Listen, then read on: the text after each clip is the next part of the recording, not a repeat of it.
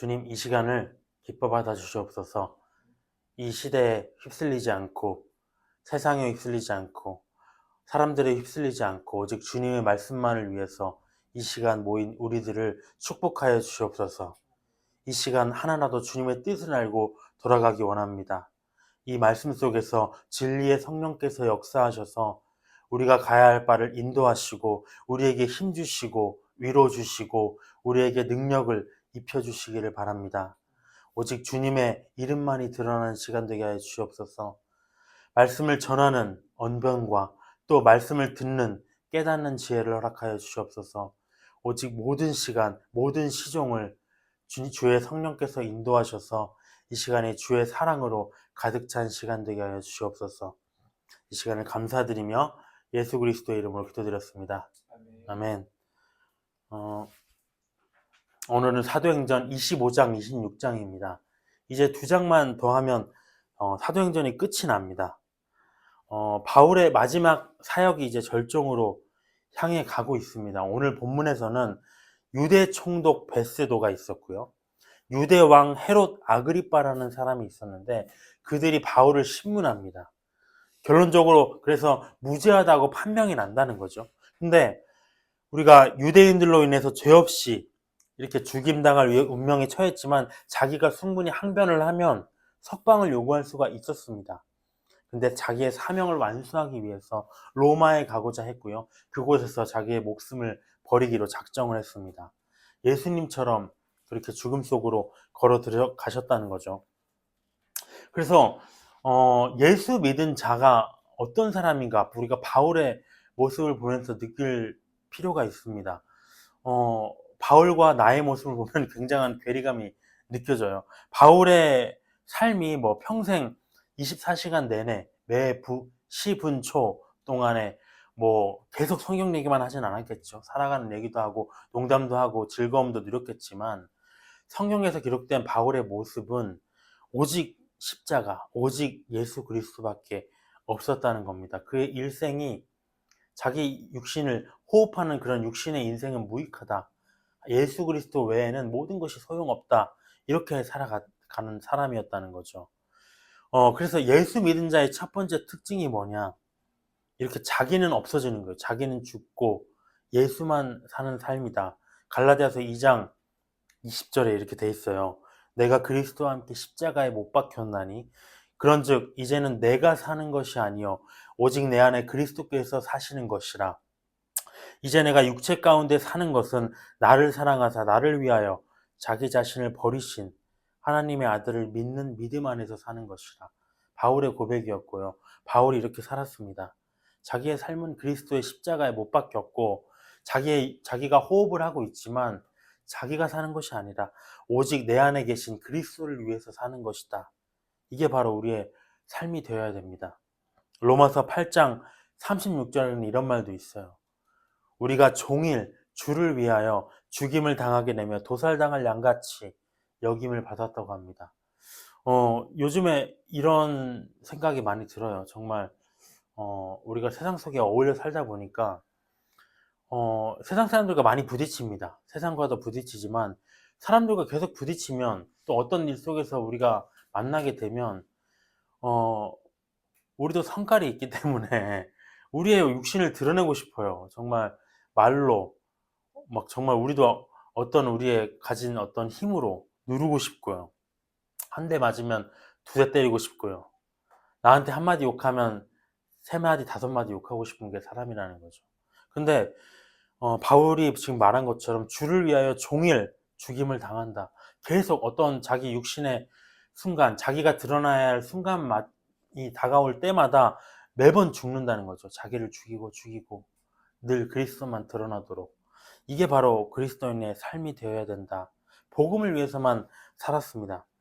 두 번째 예수 믿은 자의 특징, 바울을 통해서 특별히 알 수 있는 건 뭐냐면 어둠에서 빛으로 들어가는 삶이었다는 거죠. 사도행전 오늘 이제 26장 18절에 보면 다음 장인데요. 이렇게 되어 있습니다. 그 눈을 뜨게 해서 어둠에서 빛으로 사탄의 권세에서 하나님께로 돌아오게 하고 죄사함과 나를 믿어 거룩하게 된 무리 가운데서 기업을 얻게 하리라. 우리에 대한 약속입니다. 근데 그 시작이 무엇이었냐면 어둠에서 빛으로 들어왔다는 것이죠. 예수님을 믿기 전에 우리가 어둠 속에 살 수는 있어요. 다 그렇게 살았죠. 근데 예수님을 믿었다면 빛으로 들어가야 됩니다. 우리의 행함이 빛처럼 나타나야 된다는 거죠. 근데 바울도 과거에는 어둠이었어요. 자기가 하나님을 믿는다고 하면서도 성도들을 죽이고 사람을 꺼리낌 없이 핍박하던 자였습니다. 그런 자가 지금은 자기 동족의 구원을 위해서 생명을 버리는 자가 되었다는 것이죠. 빛으로 변하는 삶이 되었다. 바울의 모습을 통해서 이러한 삶의 내용들을 살펴볼 수 있습니다. 25장 속으로 들어가서 오늘의 내용들을 보도록 하겠습니다. 오늘은 내용을 좀 이해해가면서 읽으면 좋겠어요. 쭉쭉쭉 계속 읽어 나갈 거거든요. 스토리적인 부분들이 많습니다. 1절에 보면 베스도가 부임한 지 3일 후에 가이사라에서 예루살렘으로 올라가니 대제사장들과 유대인들 중 높은 사람들이 바울을 고소할세 베스도의 호의로 바울을 예루살렘으로 옮기기를 청하니 이는 길에 매복하였다가 그를 죽이고자 함이더라. 베스도가 대답하여 바울이 가이사라에 구류된 것과 자기도 멀지 않아 떠나갈 것을 말하고 또 이르되 너희 중 유력한 자들은 나와 함께 내려가서 그 사람에게 만일 옳지 아니한 일이 있거든 고발하라. 이게 무슨 내용이냐면 벨릭스가 유대 총독이에요. 그 벨릭스에 이어서 이제 베스도가 유대 총독으로 자기가 부임을 했습니다. 그래서 자기 휘하에 있는 예루살렘에 시차를 나갔어요. 근데 대제사장들이 가이사라에 있었거든요, 바울이. 거기에 있는 바울을 예루살렘으로 옮겨달라고 요청을 합니다. 왜냐? 이렇게 이동하는 동안에 자기들이 매복했다가 바울을 죽이고 싶었다는 거죠. 근데 베스도가 뭐라고 하냐면 그 사람은 가이사라, 자기가 지내고 있는 곳에 있고 나도 여기 예루살렘에 왔지만 금방 돌아갈 거다. 그러니까 고발할 게 있으면 니들이 와서 고발해라 이렇게 얘기를 합니다.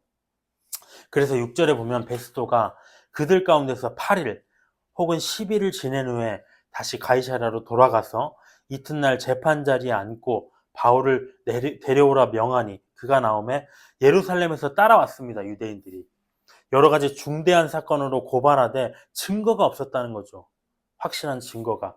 8절에 바울이 변명하여 이르되 유대인의 율법이나 성전이나 가이사에게나 내가 도무지 죄를 범하지 아니하였다. 왜 이 바울이 얘가라고 했네요. 이 친구가 바울이 왜 자기의 일을 항변합니까? 살기 위해서, 목숨을 구걸하기 위해서 아니라는 거죠. 바울이 지금 변명하는 거는 여기서 죽으면 안 되거든요. 바울은 로마에 가서 자기의 마지막 사역을 마쳐야 됩니다. 그러니까 여기서 지금 항변을 하고 있어요. 9절에 보면 베스도가 유대인의 마음을 얻고자 하여 바울더러 보되 네가 예루살렘에 올라가서 이 사건에 대해서 내 앞에서 신문을 받겠느냐? 베스도가 총독이었지만 어쨌든지 간에 그 지역에 어떤 유대 지도자들과 관계가 안 좋을 필요가 없었습니다. 그래서 그들이 원하는 대로 네가 한번 예루살렘에 가서 신문을 받겠느냐? 물어보는 거죠. 10절에 보면 바울이 이르되 내가 가이사 황제의 재판 자리 앞에 설 것이다. 마땅히 거기 로마죠. 로마에서 신문을 받을 것이라 당신도 잘 아시는 바와 같이 내가 유대인들에게 불의를 행한 일이 없습니다. 만일 내가 불의를 행하여 무슨 죽을 죄를 지었으면 죽기를 사양하지 아니할 것이나 지금 말하고 있죠. 죽음이 두려워서 얘기하는 게 아닙니다. 만일 이 사람들이 나를 고발하는 것이 다 사실이 아니면 아무도 나를 그들에게 내어줄 수가 없다. 나는 로마 시민권자로서 황제에게 로마법에 따라서 상소할 권리가 있다. 얘기를 합니다. 12절에 베스도도 총독이었죠. 로마법을 어길 수가 없는 존재입니다. 그래서 상의를 한 끝에 자기 참모들과 상의를 해서 이 사람이 가이사에게 상소했기 때문에 그쪽으로 보내야 되겠다 이렇게 얘기를 합니다. 13절에 보면 수일 후에 아그리빠 왕과 버니게가 베스도에게 문안하러 가이사라에게 왔다고 합니다. 우리가 베스도도 유대 총독이에요.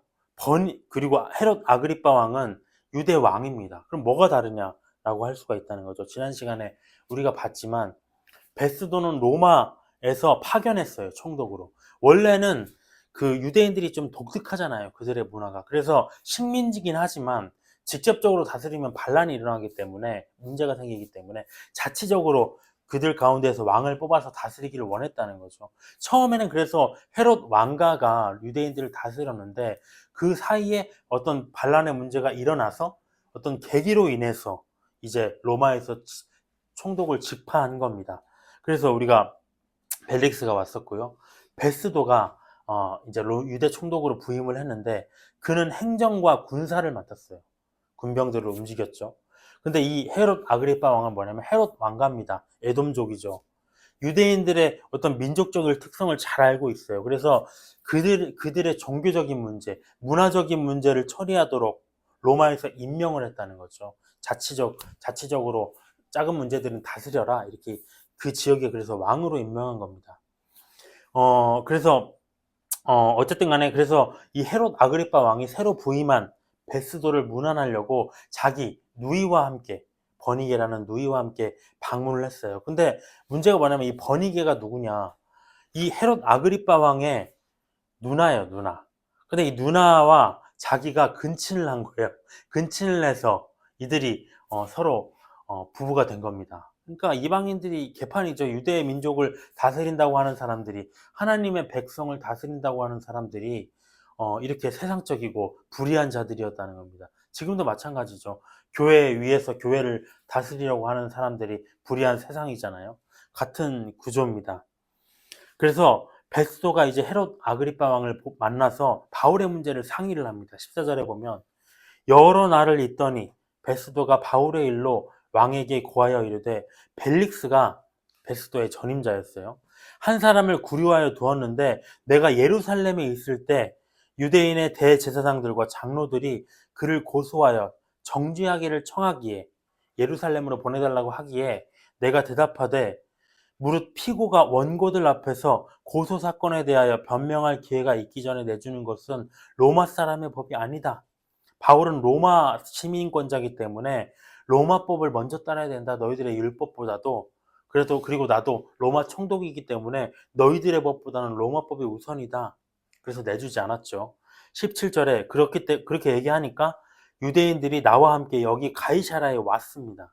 그래서 내가 지체하지 않고 이튿날에 재판을 열었다고 얘기를 하고 있어요. 18절에 보면 원고들이, 유대인들이 서서 내가 짐작하던 것 같은 악행의 혐의는 하나도 제시를 안 하고 오직 자기들의 종교와 또는 예수라 하는 이가 죽은 것을 살아있다고 바울이 주장하는 그 일에 관한 문제로 고발하는 것 뿐이다. 로마법에 문제될 게 없다는 거예요, 이 사람이. 20절에 내가 이 일에 대하여 어떻게 심리할는지 모르겠다. 그래서 바울에게 물어보니까 예루살렘에게도 안 가겠다고 얘기를 한다. 그러면서 22절에 황제의 판결을 받아야 되겠습니다. 골치 아픈 거죠. 그러니까 베스도도 그냥 빨리 처리하고 싶은데, 그래서 내가 황제에게 보내기 전까지 내가 일단은 지켜두라고 명하였는데 22절에 보면 어떻게 해야 될지 모르겠다. 아그리파 왕이 이 얘기를 듣고 베스도에게 이제 저도 한번 들어봐야 되겠습니다. 이 얘기를. 그러니까 베스도가 내일 같이 듣자고 얘기를 합니다. 23절에 이튿날에 이 두 왕이 크게 위험을 갖추고 천부장들과 시중에 높은 사람들과 함께 접견 장소에 들어오고 베스도의 명으로 바울을 데려왔습니다. 베스도가 말하되, 아그리빠 왕과 여기 있는 여러분들이여, 당신들이 보는 이 사람은 유대의 모든 무리가 크게 외치되 살려두지 못할 사람이라고 하여 예루살렘에서와 여기서도 내게 청원하였으나 내가 살피건대 죽일 죄를 범한 일이 없더이다. 그러나 그가 황제에게 상소한 고로 보내기로 내가 결정을 했다. 얘기를 합니다. 26절에 근데 문제가 뭐냐면 황제께 확실한 사실을 알을 것이 없다고 해요. 그러니까 로마법에 따라서 어떤 잘못된 게 있어야 황제에게 이 사람을 보내면서 이러한 죄목으로 내가 황제께 이 사람을 보냅니다라고 얘기를 할 수가 있는데 뭘 보고해야 될지 모르겠다는 겁니다. 그래서 신문한 후에 상소할 자료가 있을까 하여 당신들 앞, 특히 아그리빠 왕 당신 앞에 글을 내세웠나이다. 죄목도 밝히지 아니하고 죄수를 보내는 것이 무리한 일이다. 황제에게 신뢰다. 라고 얘기를 했습니다. 26장으로 넘어가 보면 1절에 보면 아그리빠가 바울에게 이르되 너를 위하여 말하기를 내게 허락하노라 하니 이에 바울이 손을 들어 변명하되 아그리빠 왕이여, 유대인이 고발하는 모든 일을 오늘 당신 앞에서 변명하게 된 것을 다행으로 여기나이다. 아그리빠 왕은 헤롯 지역의 문화를 잘 알고 있잖아요. 그래서 그에게 말하게 된 거를 다행으로 여긴다는 거죠. 이해가 되니까. 3절에 특히 당신이 유대인의 모든 풍속과 문제를 아심이니이다. 그러므로 내 말을 너그럽게 들으시기를 바라나이다. 내가 처음부터 내 민족과 더불어 예루살렘에서 젊었을 때 생활한 상황을 유대인들이 다 안다. 바울의 과거를 유대인들이 다 안다는 거죠. 5절에 일찍부터 나를 알았으니 그들이 증언하려고 하면 내가 우리 종교의 가장 엄한 파를 따라서 가멜리아 학파죠. 바리새인의 생활을 하였다고 할 것이라. 정통 율법주의자였다는 거죠. 이제도 여기서 신문 받는 것은 하나님이 우리 조상에게 약속하신 것을 바라는 까닭이다. 내가 잡힌 게 하나님이 우리 조상에게 하신 것을 바랐기 때문에 유대인들이 나를 고발한 것이라고 얘기를 합니다. 그것이 무엇이냐? 구원자 메시아죠. 이 약속은 우리 12지파가 유대인들이 마찬가지잖아요. 밤낮으로 간절히 하나님을 받들어 섬김으로 얻기를 바라는 바인데 아그리빠 왕이여 이 소망으로 말미암아 내가 유대인들에게 고소를 당하는 것입니다. 바울은 그 메시아가 이스라엘의 소망인 메시아가 예수님인 걸 알고 있었는데 유대인들은 인정하지 않았기 때문에 고소를 당했다고 합니다. 8절에 보면 당신들은 하나님이 죽은 사람을 살리심을 어찌하여 못 믿을 것으로 여기나이까? 이 살리심, 부활 굉장히 중요한 문제입니다. 나도 나사렛 예수의 이름을 대적하여 많은 일을 행하여야 될 줄로 스스로 생각하고 예수님을 대적해서 하나님을 향한 열심을 가지고 자기 생각대로 많은 일을 계획했다는 것이죠. 근데 10절에 보면 예루살렘에서 이런 일을 행하여 대제사장들에게서 고난을 받아가지고 많은 성도를 옥에 가두며 또 죽일 때에 내가 찬성 투표를 했다.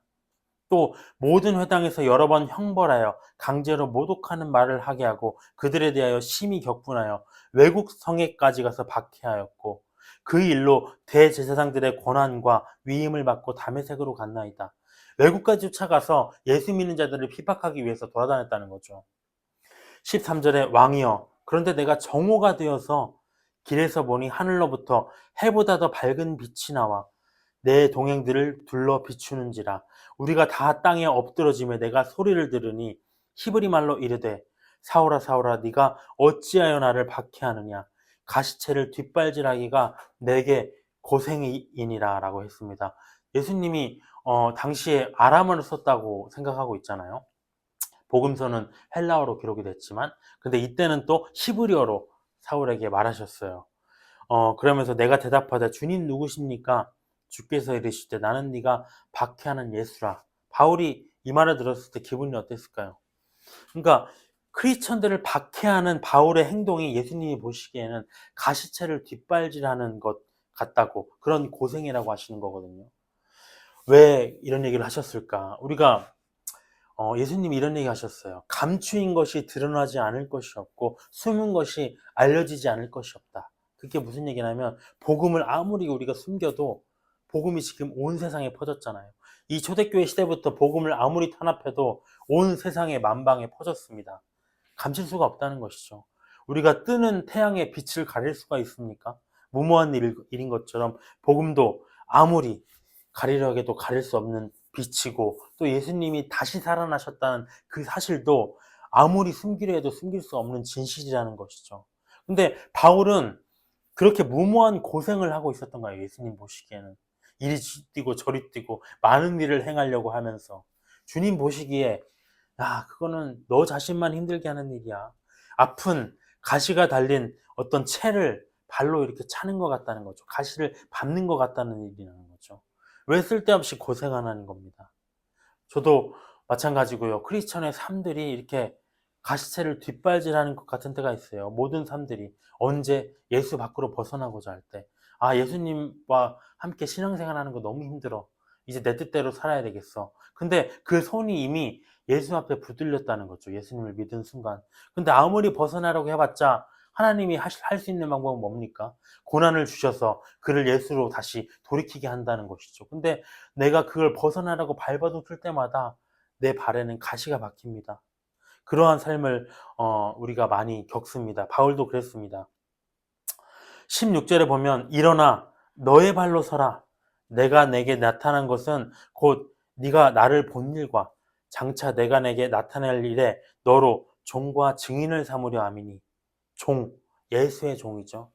증인, 예수의 증인입니다. 예수님을 증언하는, 예수님을 온전히 그분의 명령만을 받드는. 근데 바울에게 뭐라고 하시냐면 15절에 우리가 봤지만 예수다 내가 했을 때 바울이 굉장한 충격을 받았을 거예요. 그리고 난 다음에 뭐라고 하시냐면 16절가 일어나 너의 발로 서라 이렇게 하십니다. 바울의 심정이 어땠을까? 자기는 엄한 팔을 따라서 유대교의 정통한 학자였어요. 자기가 평생에 걸쳐서 연구하고 확립했던 신앙관이 완전히 박살이 난다는 거죠. 나 지금까지 뭐 했지? 무슨 일 한 거지? 그 상태에 있었던 거예요, 바울이. 낙담하고 주저앉아서. 이제 그럼 나 어떡하지? 내가 예수 믿는 사람들 다 죽이고 못 받고 이런 일을 내가 했는데 나는 그러면 어떻게 해야 되는가? 근데 새로운 신앙을 예수님이 바라시는 건 뭡니까? 새로운 신앙을 받아들이라는 거죠. 그래서 너 스스로 일어나야 된다. 일어나 너의 발로 서라. 얘기하시는 겁니다. 예수님은 말씀하셨어요. 우리의 신앙이 무너지지 않도록 내가 바로 예수다. 내가 바로 메시아다 얘기하셨는데 그걸 선택하는 건 내 자신의 결정이라는 겁니다. 신앙의 실패는 다 있어요. 바울처럼. 근데 우리가 그 바울처럼 만약에 유다를 생각해 볼까요? 예수님 배반하고 실패했잖아요. 그처럼 죽어버릴 것인가? 아니면 일어나서 자기 발로 서서 베드로처럼 다시 염치 없는 모습이지만 예수님 앞에 서서 다시 나아갈 것인가? 자기의 선택입니다. 자기 발로 서야 된다는 것이죠. 히브리서 12장 12절 13절에 이렇게 되어 있습니다.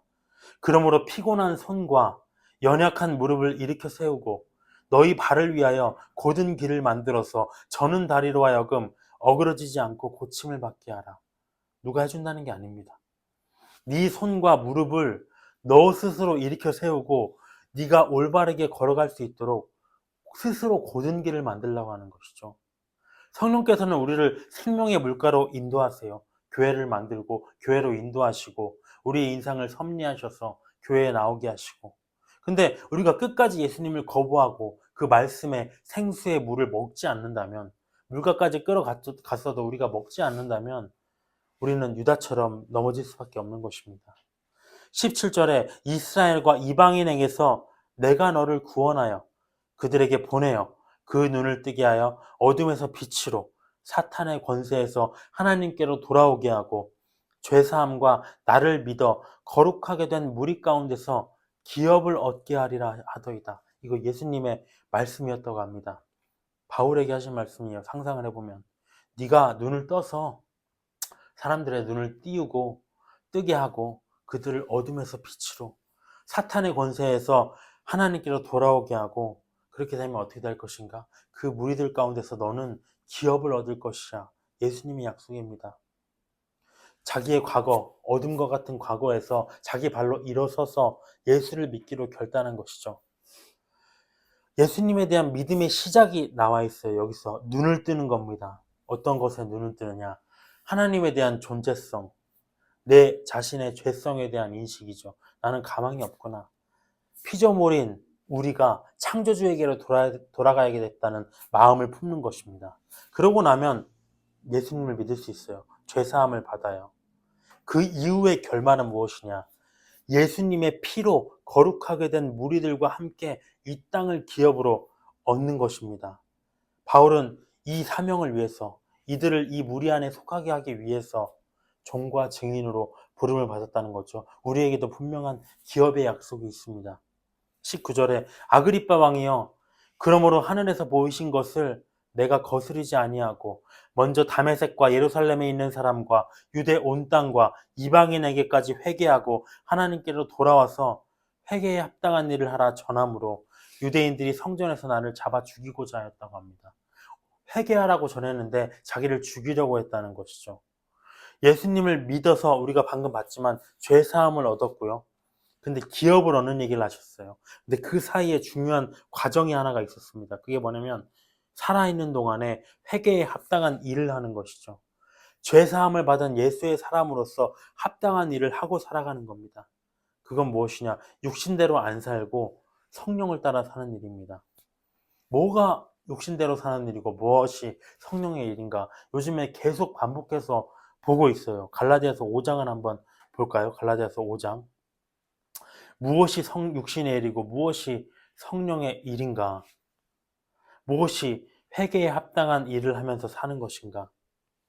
육신의 일을 얘기합니다. 갈라디아서 5장에 보면 19절에 보면 음행이 나와요. 음행, 육신의 일. 이건 뭐냐면 언어에 보면 성매매라고 합니다. 성매매. 더러운 것이 나와요. 더러운 것. 말과 생각과 행동의 모든 더러운 것들입니다. 호색, 이건 뭐냐면 무절제한 성적 행위입니다. 절제가 없는 성적 행위. 우상 숭배가 나오고요. 주술, 미신, 타로 모든 게 다 포함됩니다. 원수 맺는 것, 어떤 사람을 원수처럼 여기는 것. 이게 참 일상생활 속에서 어려워요. 분쟁, 다툼이죠. 시기, 분내면 분노입니다. 당짓고요. 분열, 당지으면 분명히 소외되는 사람들이 생기겠죠. 그러다 보면 무리가 분열됩니다. 이단이 있고요. 투기는 뭐냐면 질투, 우리가 질투도 나왔지만 투기는 질투인데 시기보다 더 부정적인 거예요. 시기는 그냥 시기인데 투기는 적극적인 겁니다. 부정적이고 강렬한 의미예요. 술 취함, 방탕 이런 것들입니다. 우리가 다 하는 것들이 있잖아요. 근데 반대로 성령의 열매는 무엇인가? 우리가 성령의 일이라고 안 했어요. 육신의 일이라고 했는데 성령은 열매라고 했습니다. 왜냐? 육신은 단건의 행위로 바로 성취가 돼요. 육신의 일들은. 일이에요, 그냥. 근데 이 열매는 뭐냐면 한 번 잘한다고 해서 되는 게 아니에요. 오랫동안 심어줘야 맺어진다는 겁니다. 사랑이 있어요. 사랑. 최종적인 결론이죠. 희락, 기쁨입니다. 기쁨. 그냥 뭐 재미있는 걸 보고 웃는 게 아니라 진정한 기쁨, 마음속에서 샘솟는 기쁨. 화평은 뭐냐면 관계 개선이에요. 사람들과의 관계 개선. 오래 참음, 자비, 용서입니다. 잘못한 일을 하는 것을 전제로 하고 있어요. 양선, 이건 착한 겁니다. 어떤 사람들 보면 정말 착한 사람들이 있어요. 태경 씨도 착한 것 같아, 보니까. 아니, 악한 거 말고 착한, 본성이 선한 사람들이 있어요. 충성, 내 의견과 관계없는 순종입니다. 온유, 이건 뭐냐면 전투적이지 않은 인품이에요. 너무 전투적이면 힘들어요. 주님도 못 써. 무서워서 쓰겠어요. 저도 그렇게 생각합니다. 절제, 생활과 감정 모든 부분에서의 절제예요. 이게 시작이라는 것이죠. 이러한 열매들을 맺기 위하여서 회개에 합당한 일을 하라고 바울이 얘기를 했는데 유대인들이 자기를 죽이려고 했다는 것이죠. 22절의 끝부분입니다. 하나님의 도우심을 받아서 내가 오늘까지 서서 높고 낮은 사람 앞에서 증언하는 것은 선지자들과 모세가 반드시 되리라고 말한 것밖에 없다. 곧 그리스도, 선지자들과 모세와 선지자들 모든 성경이 다 얘기하는 건 뭐냐면 예수님의 죽음과 부활이었다는 거죠. 나는 그걸 말한 것이다. 23절에 그리스도가 고난받으실 것과 죽은 자 가운데서 먼저 다시 살아나사 이스라엘과 이방인들에게 빛을 전하시리라 함이니이다. 바울이 이같이 변명하며 베스도가 크게 소리내어 이르되 바울아 네가 미쳤도다. 네 많은 학문이 너를 미치게 한다. 세상 사람들의 반응이죠.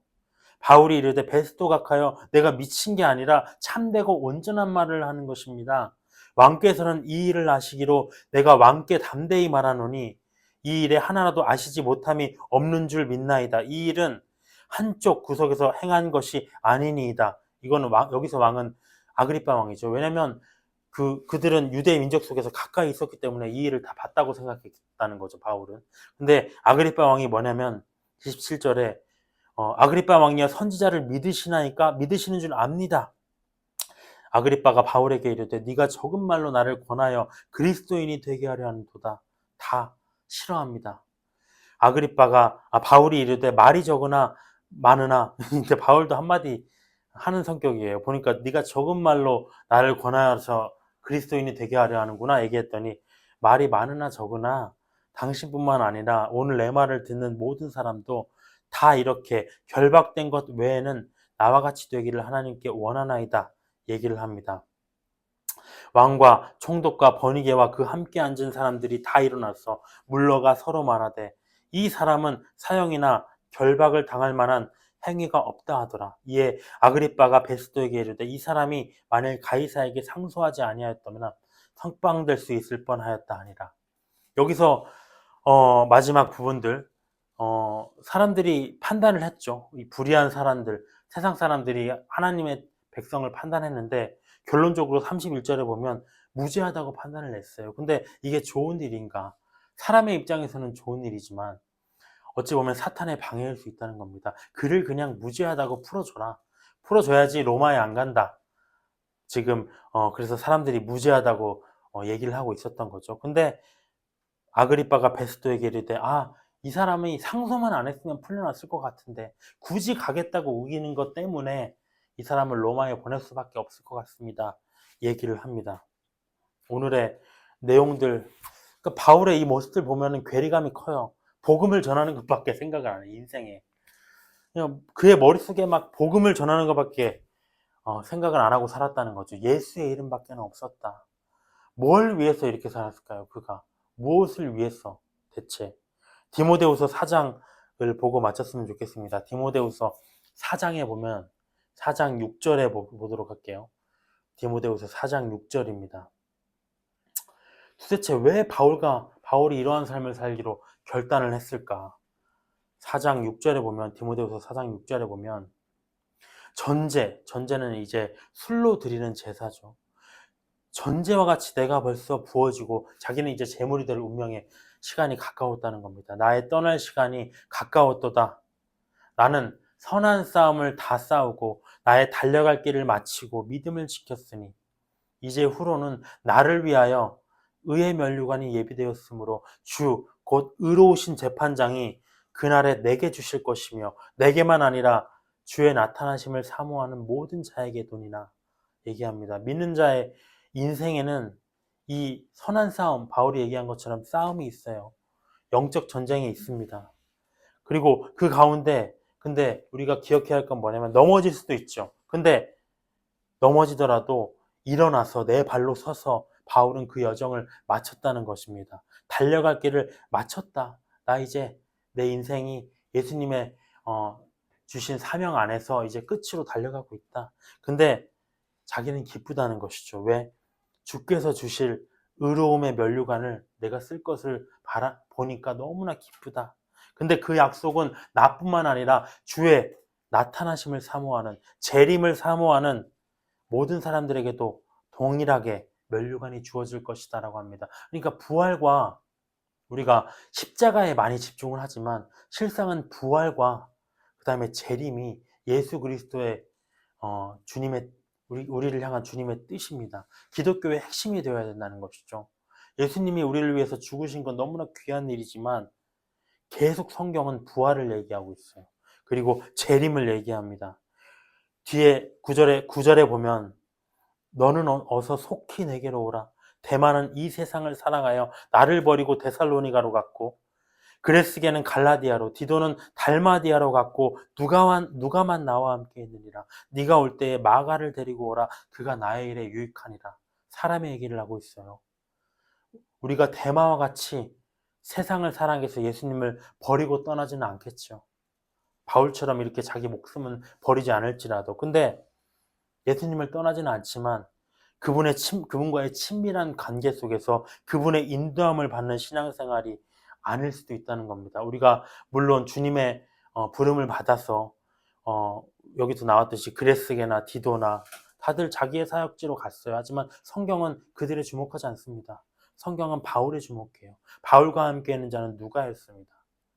누가가 이 성경을 기록했죠. 사도행전을. 그리고 바울에게 필요한 자는 마가라고 합니다. 왜 마가? 청년 마가. 하나님의 유익한 자가 되어야 된다는 것이죠. 그가 나의 일에 유익하다. 같은 신앙생활을 하는 사람이라고 같은 주님의 부르심을 받은 자가 아니라는 것입니다. 주님의 인도하심을 받는 사역이 따로 있다.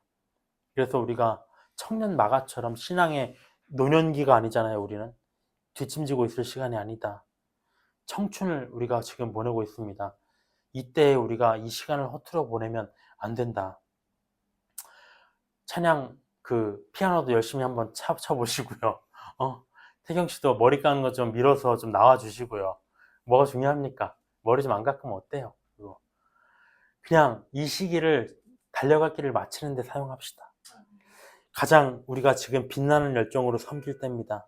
그리고 마지막 22절에 이렇게 나와 있어요. 나는 주께서 너희들의 심령에 함께 계시를 바라노니 은혜가 너희와 함께 있을지어다. 분명히 우리가 그러한 삶을 살면 우리의 심령에 주께서 함께 계시고 그의 은혜가 함께 계셔서 어떠한 어려움 속에서도 우리가 버틸 힘을 주실 것입니다. 기도로 이 시간을 마치도록 하겠습니다. 주님, 바울의 인생을 보았습니다. 보이지 않는 나라를 위해서 그의 인생을 드렸습니다. 우리가 그와 같이 모든 것을 버리고 따를 수는 없사오나 우리가 있는 이 자리에서 모든 일에 충실하고 주님의 말씀을 사랑하고 주님께서 열어주신 길에 참여하고 한 걸음 한 걸음 같이 나아가는 것, 그것이 주님의 뜻 아니겠습니까? 사람의 많고 적음이나 주님의 뜻에 어떤 사명의 원대함에 주님의 뜻이 있지 않습니다. 오직 하나님의 일에 유익한 자가 되는 것이 주님의 뜻입니다. 작은 우리들을 써주시고 작은 이 교회를 사용하여 주셔서 장차 우리가 부활과 영생과 주의 재림에 참여하는 영광스러운 성도들이 될 수 있도록 우리를 보존하여 주시옵소서. 이 시간을 감사드리며 예수 그리스도의 이름으로 기도드렸습니다.